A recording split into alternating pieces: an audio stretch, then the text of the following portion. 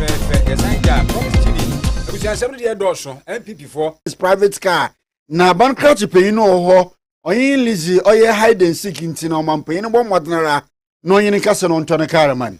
Afen so afutuo di ama woni asabi oni wo ho awura no boni no mutitiriu. Ya wo ma tomu ntintan every chosen rehab center for nchen na eba. Omanpanyin Mahama say. Omanpanyin dada wonye ni baby ko Profifi Atamils. Ne yusade hu no kita odanwa kitadam enusade hu no odiba ye adwuma ma wabam.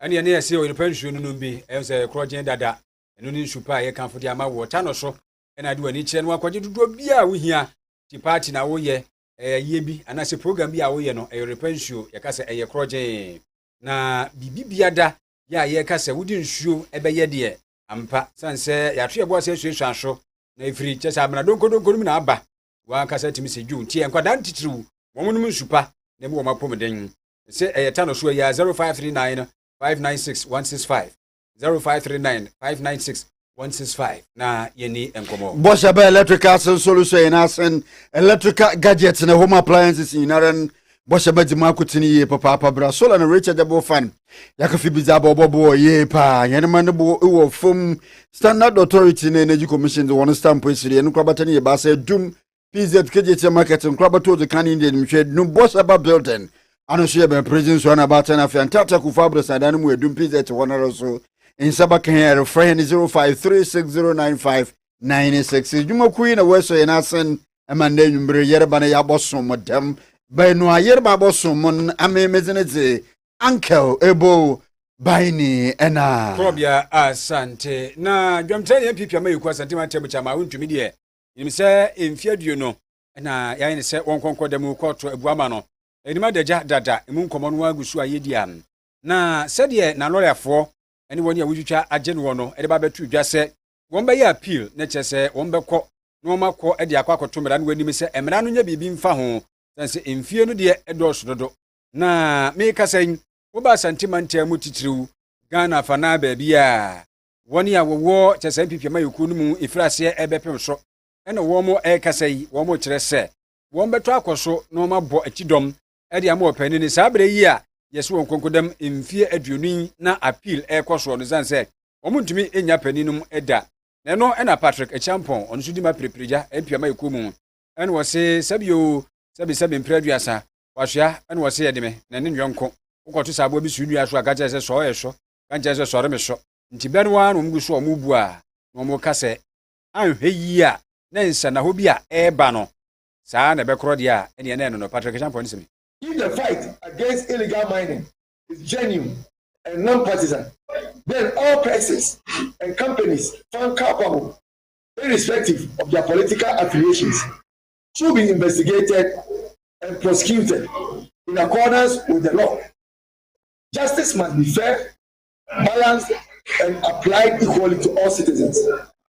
We respectfully call on President John Dramani Mahama and the government to ensure that the rule of law is administered without political bias. Selective justice undermines public confidence in state institutions, weakens democratic governance, and sets a dangerous precedent for our country. Ghana's democracy can only thrive when justice is served impartially and applied equally to every citizen, regardless of political affiliation. Ntina chase no Patrick Echampon onso so ne nsemu abra omishan sentwerefo odi tudwa eno no na owura bia nizineze Samuel osetutu owura eye in the tipa driver ya otu anweka ya bi na owura lichiremode in the day no nso no oya anweka ya bi nso a oforukrom mokrosin no mekire hone car wase ne Benz oya private car ye papa entini orsre omampanyin Mahamade omampanyin bom modnara na in the day no koksin mu oya payin poda no onyimnyamfo Ahmed Anwar Sadat omodnara oyen nkasa na payin mu modnara na ontua ne car nisika infaman opanyin le chemode oforukrom kosin oya district road improvement project drip tipa tracks ni bi ɛna in the day ya no registration number GW 785-Z ana obi so bɛka ne Z ɛna wa park si abrosane ibi enyim ha ɔyɛ konkoli ehin ne fie enyim no ɔpark edisi hɔ ya ni nyinara wɔ atwema kwanwoma no krosi no mu no le kyem de afi mu eprobo so men da na ɔtɔdo ɔyɛ anan ɛna dem ɔyɛ tipa truck bra na anofa nondo abɔ apa ho sema eduonu nsia tipa truck obi nyim bebi a ofiri kɔ ne bebi ɔrekɔ na dwumadi ɔrekɔdi ɔdo kɔsoasoa ne kai da wase ne kai ni kura ɛma da mabre no nsu no besi da mabre ɔyɛ ata ɔnyɛ asam kakraba no owura li kyerɛ me de bɛyɛ asɛm isi bosom ananini weedi ɔyɛ mensin ne mu akɔneaba ne ne fa beebi no mpo no onyimnyamfo Ahmed Anwar Sadat ya ɔyɛ krosin ne krachi panyin agya atum da mpa ho ne kali na wasɛ ɔyɛ ne private car mu ogi tum da mpa ɔda wɔtɔ na ade wɔde man ɔsɛ bɛyɛ bosom ananini waatwe opanyin atwatwa afi ɔfa ha na wewuro ha ɔfra na no ɔde na ahyɛ ha owuro ha na ɔde na ahyɛ ne sɛ so nti wɔ fidie mu ha ennɛ ɔresrɛ ɔmanpanyin Mahamade ne aban krachi panyin ya ɔwɔ oforu krom kosinim onyimnyamfo Ahmed Anwar Sadat no ɔmanpanyin Mahamanyin nkasa na ne kara kora ɔnna ne yere na namba ɔde bo hone brɔko hone ba no busuma nani ni na krosin mu kala akasa no nso no aban krachi panyin no weyi ne nwa to baby enwumre ebra na makwa asɔre enwumre asɔre amapo ameba na mapaki ameto ade emu se ka ne free trade okonkori kronum ka ne free trade na na ni tre ahoma oba romu anasa ahodwe kwan ne so na wode be bom ka ne say kra hona no me police station police station o report ma police for no ba ho na dwona le chenye na omu pa towing car ebe to me de no ene anwaka ni nyina de call to the police station in a Monday, Easter Monday, no, he share police station or police commander or trader, and he share, and Homusecano, Omuya, to Metoma Yamame, into Omuya Samen Copeka Nibi, na Omuntiaka, and Famecana, a Copeka Nibi, a ball commander, Namanie, with Frey Omusheme, now what you mean, you coordinator, now what you mean, no so ye, my name brothers, Elsan Cushiano, Sanshed a hopeful. I feel me who they are cornered. I feel was a MC to coin, Menyabo Tretcham and Ebaye. MC Baye, Yakushiano. On also name someone or cano, Sebi, not a yede. Was it on any assembly members, Shiano. Umumpeso Mubedia to say on Betokana Mammy, and then MC as Akushia, or Kache say, Cano, Umo, Obama half, and more half a tree, not a half a cajon. Half no the mammy, Nippon or best sign check, Sikanama no district assembly on Linsa Ebu. Enintino, men train, and I'm saying, Martino say, yeah, I'm Fred, drip coordinator, no, no, this kind of a man. No, dear mammy. If you are a Fred drip coordinator, or Freno, or the neck, more that dame. Timisre, or Montpenny, and a woman can be a woman, I say. Woman can be mammy, Namen Santimin come a car.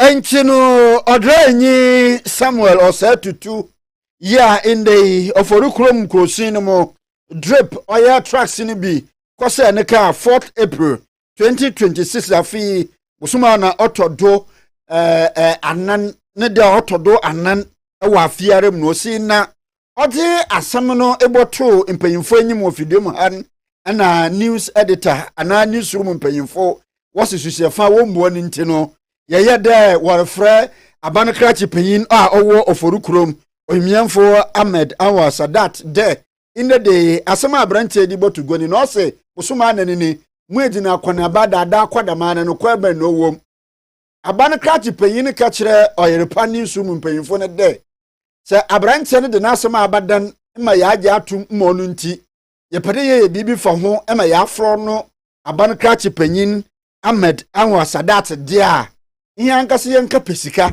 oyerepa nkasi nko pesika oyerepa ni suru mpanyimfo nko pesika no wonfo ntu afra ne ka abrante ne ka abade nti na abrante no ode na asem aba ne ye che na asem ne ye fro no so ye che na afomede nti no sa abrante ne za abefie ha dia oyerepa FM onam da track na okose ka no oyerepa FM janti abankrachi panyine se ehia ye nka pesika ne ye mfontu abrante ne kwa na ye nto ne carman you honorable yate Ya trust you the Promise 102.7.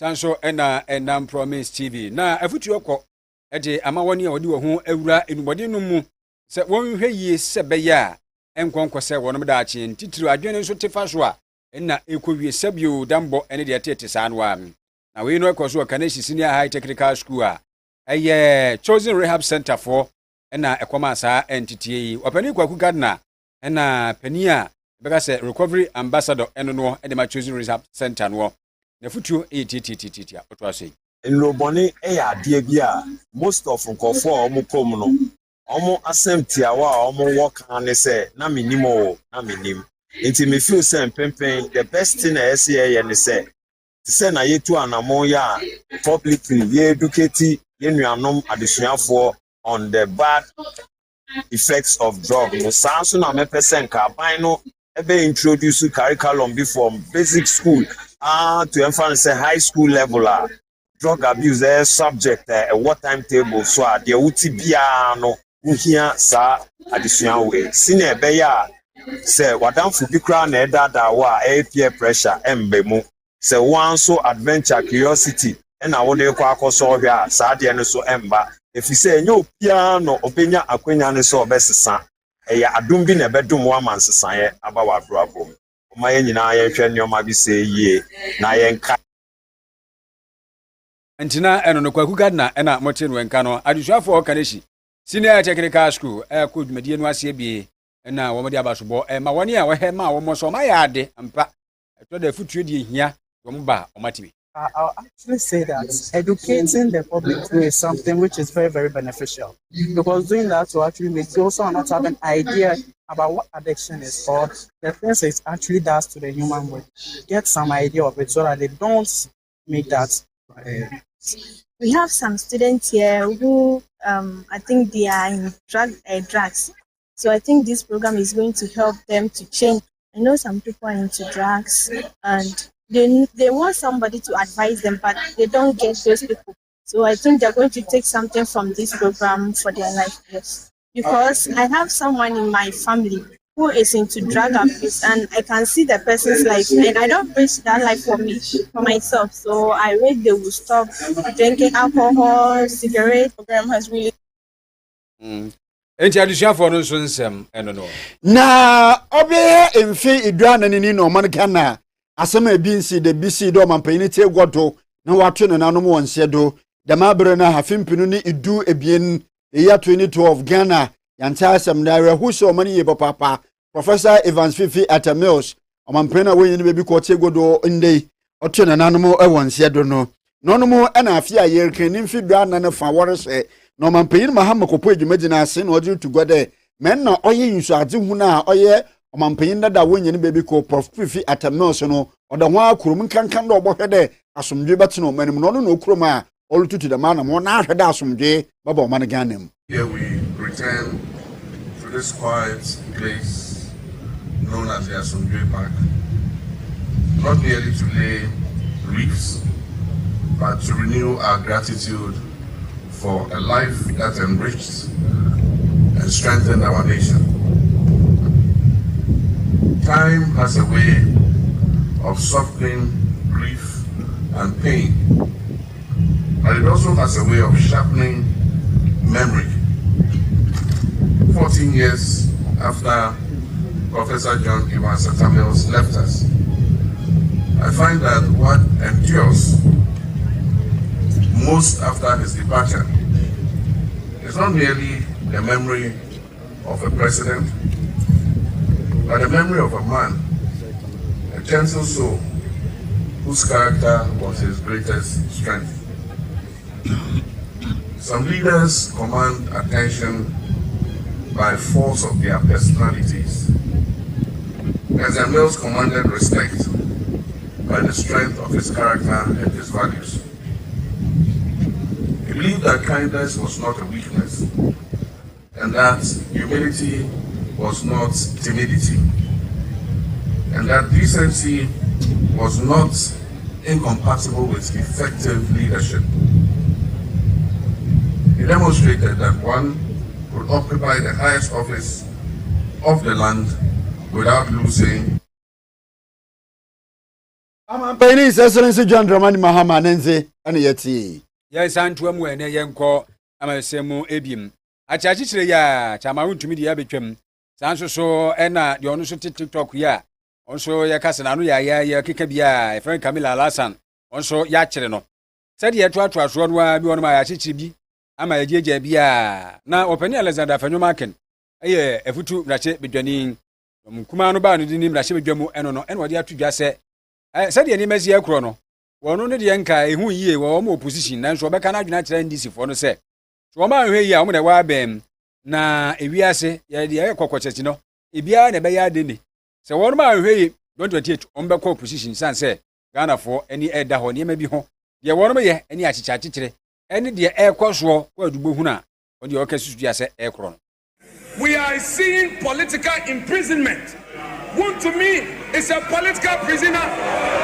Mr. Speaker, Camila Al-Hassan, a young mother of 3, is also a political prisoner, telling you how intolerant you are, and you are here telling us you are running an economy. You want this to be a one-sided parliament. When people criticize you, you threaten them. A lot of my MPs here have been threatened. You are threatening members of parliament with prosecution. Let me serve a warning to the Attorney General that the ravening clouds shall no longer be victorious. They shall not long possess the sky. Be careful. 2028, you'll be in opposition. 2028.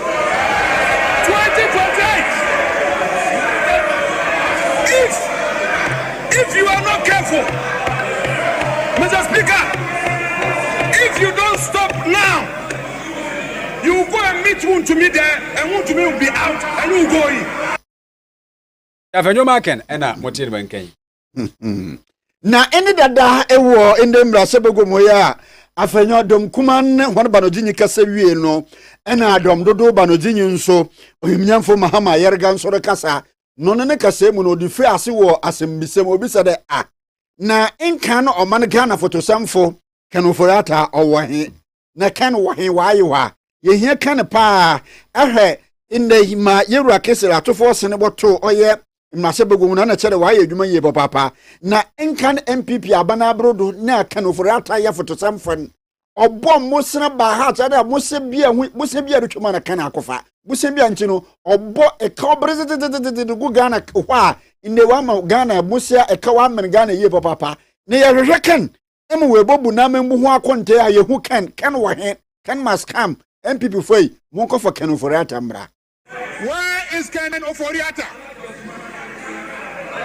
After borrowing recklessly, creating the debts, he has gone and he is hiding in the United States of America. We must bring Ken Oforiatta back. Ken Oforiatta should be brought back to come and account to the good people of Ghana why he so grossly mismanaged our finances and left ordinary Ghanaians to struggle and fix the economy whilst he enjoys in the United States of America. And this is a man who was presented by the NPP as a finance minister. And so why is Ken Oforiatta? He must come and then account for his grocery mismanagement of our economy. Profakasi, no kind of parliament will be. Enti majority leader Mahama yerga nzina yeti.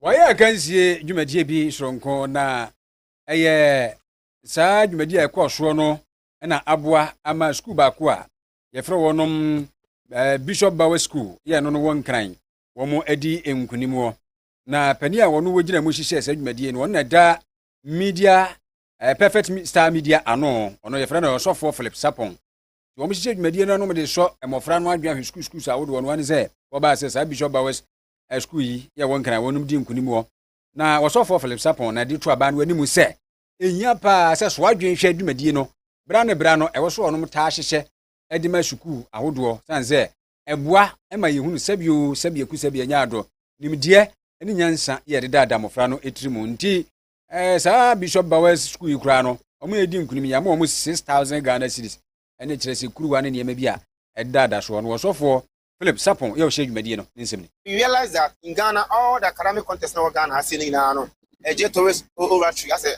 oh, I send a question over here. No, sometimes the schools they select the best in the school, maybe 3 basis learners for them to come for the contest.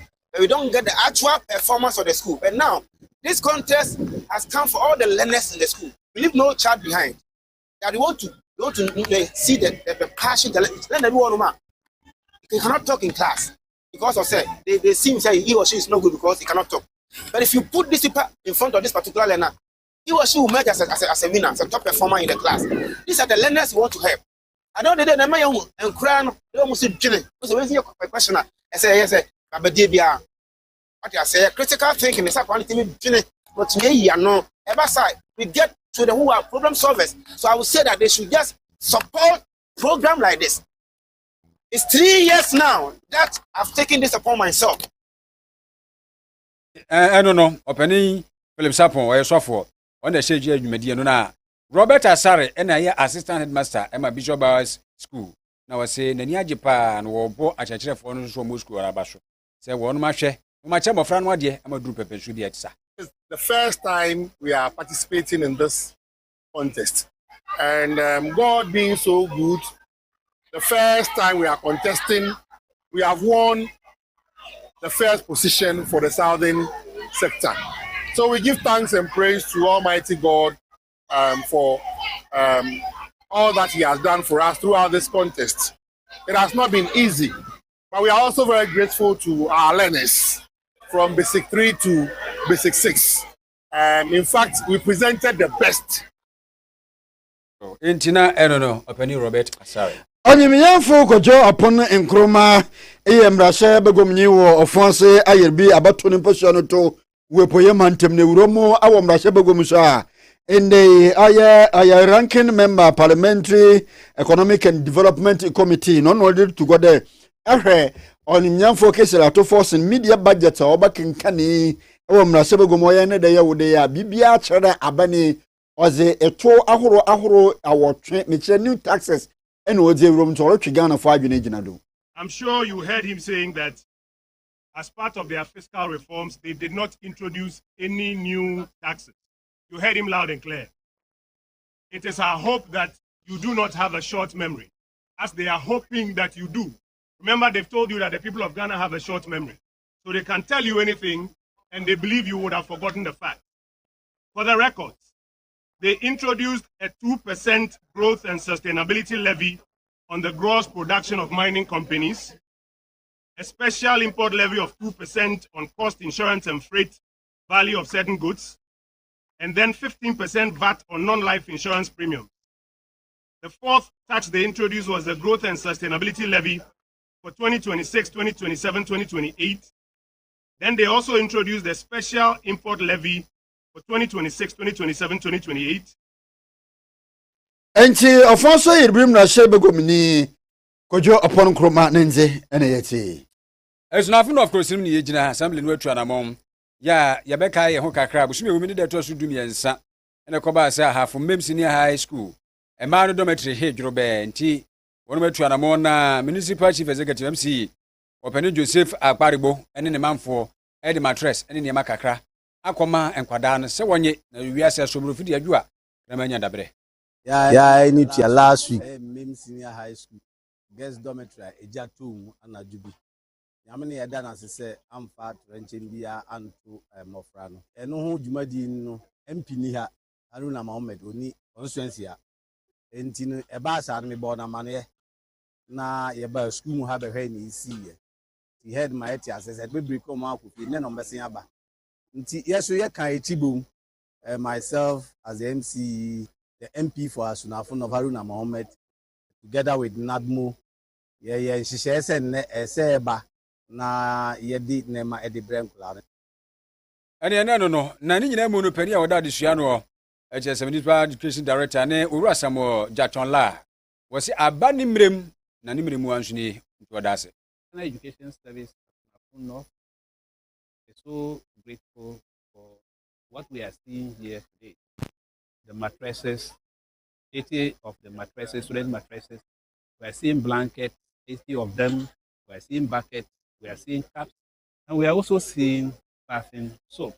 So on behalf of the Ghana Education Service, the Director General of Ghana Education Service, the Regional Director, we are so grateful for what is happening today. That tells us that our stakeholders are happy with what we are doing. Enti nkwadaa no so na wɔn ho akan adesuafo yi. So many aso anye bia no. Omenya ba bi kakra de otrato. Honam nyom ya. What I want to say is that may God richly bless you and grant you to the next level, especially the MC, the MP, and the fellowship. Because we don't have any words to say. But what we want to say is this: God bless you. God bless you a lot. Because last week, everybody cried because of some challenges and some consequences that happened here. What we have to say is that we are much grateful. We're sad when the incident happened, but now we are very, very happy for what you have done for us. Thank you all. May God richly bless you. Thank you very, very much. Enti enkwara no mo emem SHS no onso de no. Na afoturo ko zama okada riders a wowo inde wasa ateku ewo wasa istikrosin mu atoye mantemu na inde de mafutu ekwema ya onyiminyamfo Emmanuel Kwashi ya oye unit committee chairman wa wasa ateku electoral area wabra adwumaji bi idwumoku bi a hone dinzi Golden Star Limited yo wasa ateku wode oye intitin na chechere de mo be ya obochu okada no wada bo ho ban efri oye inde inkwenhia ho no na aye unit committee chairman e chiro okada ride and wori chirima dodo na wonuma indu bonu no me no wonum ye papa panti wontwe wonu fu na mroba ya oboko woni dwuma kwando de biara na nkwenhia nkoba okada riders am say mostly blacks ono mu use de ride ebi ensa ebi etlamo ebi ewi ebi cocaine nti ye besle so okada for almost couple blacks aye the drive because emlatia